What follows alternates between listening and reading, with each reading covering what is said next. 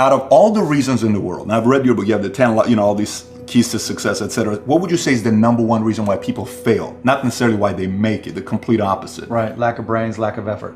Lack of brains, lack of effort. Yeah, they don't do the work. They don't learn, when you walk in the room, when you start a business and you start to talk about somebody, you're never in a vacuum with no competition, unless you're just extremely lucky. And if there's going to be competition, that means somebody else knows your business as well as you do when you get started. And if you walk into a competitive environment and they still know more about the business than you do and more about your customers, you're going to lose. But most people don't consider that. They don't do the work. They don't learn more about their industry.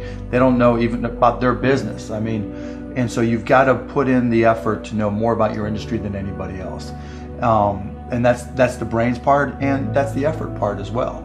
Because look, if you're competing with me, you better know what you're doing, otherwise I'm going to kick your ass, and you're not going to outwork me. And so, the combination is usually what kills businesses early on more than anything.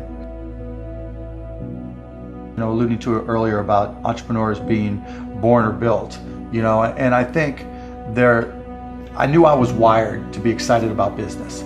How or why, I don't know, but and there's certain guys that have the genetics to jump out of the gym, right? There's certain guys, that when they golf, they have the muscle memory and the discipline.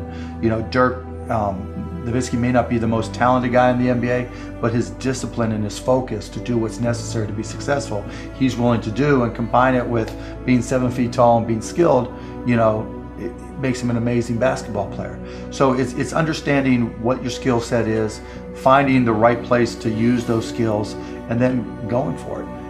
Will that make you 250 grand? It depends if you pick the right industry. But whatever industry you pick, if you outwork everybody, if you try to be a little smarter than everybody, if you try to be a better salesperson than everybody, if you try to be better prepared than everybody, you've got your best chance. Because if you don't do it and somebody else does, I have the saying, work like someone's trying to take it all away from you. I actually work like someone's spending 24 hours, working 24 hours to take it all away from you. And that's kind of the way I look at it.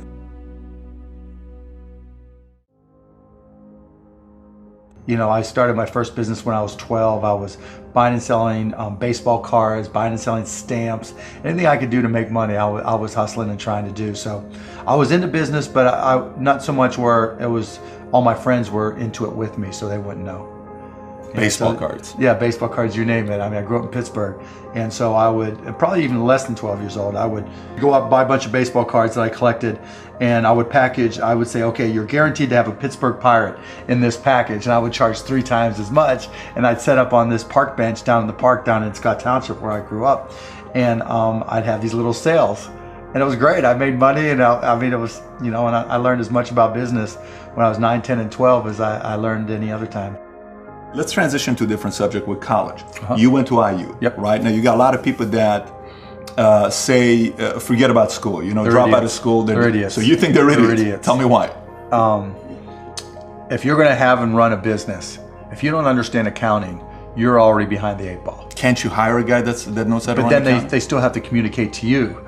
Your accountant might tell you you're profitable, but your cash is going down, not understanding a breakdown. And when you don't, you think you need college to learn that? Yeah, I think you do, right? Because it may not, for some people, look, if you're so self-motivated that you can take an online course in accounting and teach yourself everything, you're way ahead of the game anyways. But most people aren't. I don't care if you go to a community college and take accounting and spend $99 for the class. Just, spending the money forces you to be more obligated to do it. But accounting, finance, lesser extent marketing, sales if the school offers that, these are that's the language of business. And so while it's possible to teach yourself these things, and while it's possible to hire them, when you're starting your own company, you don't want to have to spend money hiring an accountant. Well, let me tell you that if you've gone through all these classes, you probably don't have to hire a lawyer to incorporate, right? You can probably figure out yourself. And so your cost of opening up a business drops, but even more important than all that, that's the blocking and tackling, that's the language of business. The thing I learned at Indiana that was more important than anything else, I learned how to learn. And learning became far more important to me, because the one certainty in business is that it's always going to be changing. If you're not always learning, to this minute, if I'm not continuously learning, if I'm not just absorbing as much as I can absorb, someone else is going to kick my ass, right? So you talk about paranoia. the greatest source of your paranoia should be knowledge. If someone else knows more than you do, and if you're not learning, if you don't know how to learn, if you don't have a thirst for learning and acquiring information, you're SOL. So do you think, like, let's just say if we put 10 guys here, you interview them, okay? You could, within a 5-10 minute interview, say, this dude's not gonna make it as an entrepreneur. Yeah, I mean, I can typically tell, right? I can tell but by their passion, I can tell by their focus, I can tell by their preparation. You know, there's a whole realm of things in any business. Here, you know, here's the business you're in, and here's 1,000 things that influence whether or not you're going to be successful. You know, through my experience in businesses, I can put myself in his position and say, okay, here are 900 of the 1,000 things he has to be aware of, and then go through and ask. And by how many of those or her issues they've been able to address already, that kind of gives me a sense of how hard they're willing to work. You know, and I can tell by the questions they ask me. So all I have to do is say, okay, what do you want to know? And, you know, when they start saying, what should I do? They ask you. Yeah, you know, and that's fine, right? And I want them to ask questions, but, you know, people like to say, you know, the only stupid questions are the ones you don't ask, and that's not right, right? Because the questions you ask tell whoever more about you than anything else you do. Because in particular, it tells me about your preparation. If you ask me questions about just basic things that you should have known and you should have down to a science, that's going to disqualify you almost more than anything. Do you think there needs to be a healthy level of paranoia? Oh, absolutely. There needs to be. Oh, yeah. I mean, I always say, you know, for every one of my businesses, I say, what would I do to kick my own ass? You right? So whatever business you have, there's somebody trying to put you out of business. There's somebody trying to take a bite out of your business. And it's better for you to figure out how they're going to do it rather than they do it. And so, yeah, that's being paranoid. And so you have to be paranoid. You have to anticipate other people's next moves, and you can't ever, you know, downplay the competition. I was at a business plan competition this morning at a college, and they were kind of being dismissive of the competition. And so you can't ever do that. You know, they're out there trying to take you down, and they're not just going to sit still. And if you're good, really, really good, you're going to inspire them to work even harder, faster, better. And so you have to be, you know, very self-aware of what you're good at and what other people are good at. And, you know, a healthy dose of paranoia makes a big difference. Is very helpful.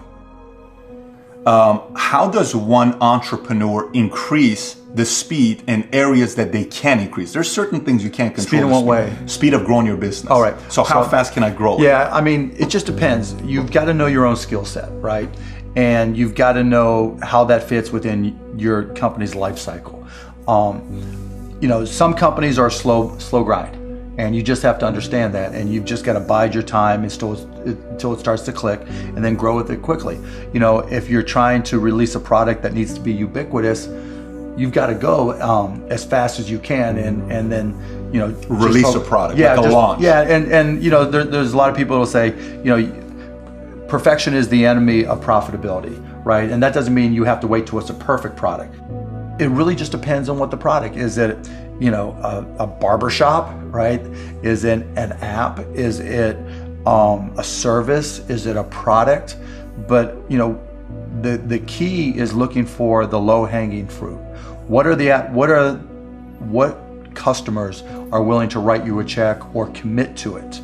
You know, so that they're willing to integrate it into their daily lives or integrate it into their daily business. And so getting a commitment either through time or revenue is typically what I look for. And so if I can get a commitment, then I'm going to be able to learn. I'm going to see how they use it. Do they sustain usage? And then once I get the next one, you know, hopefully it came a little bit faster than the first one. Then I can ask for referrals, and then the next one, then the next one, and I just try to ramp it up. You know, when I bought the Mavs, we had no season ticket holder base. And so literally it was a matter of just putting a list of former season ticket holders in a white pages back then, you know, on my desk next to my phone, and making phone calls. You? Yeah, me. Yeah, because if I'm not going to do it, how can I expect someone else to do it, right? So just get on the phone. Hey, this is Mark Cuban. I'm the new owner of the Dallas Mavericks. You know, I'd like to invite you back for a game. It's not, though. This is my business. But you can't get regular sales guys or something to make those calls once they get to a quarter. You're a guy that's a billionaire. You're making those calls. But that's all, you know, and that's fine and good, right? Because everybody's got their own goals, right? But still, I don't want anybody at the Mavs to be able to say, well, he's not willing to do the work, right? There's, you know, if I walk around, I'm picking up all the papers. I'm not saying go get that picked up. I'm like, okay, that's trash. I'm picking it up. So But in terms of speed of growth, it's really, you got to get that first customer first. And then when you get that first, what did you learn? Reiterate, get that next customer. And then hopefully as you learn more and more through the process, then the next one comes by even faster.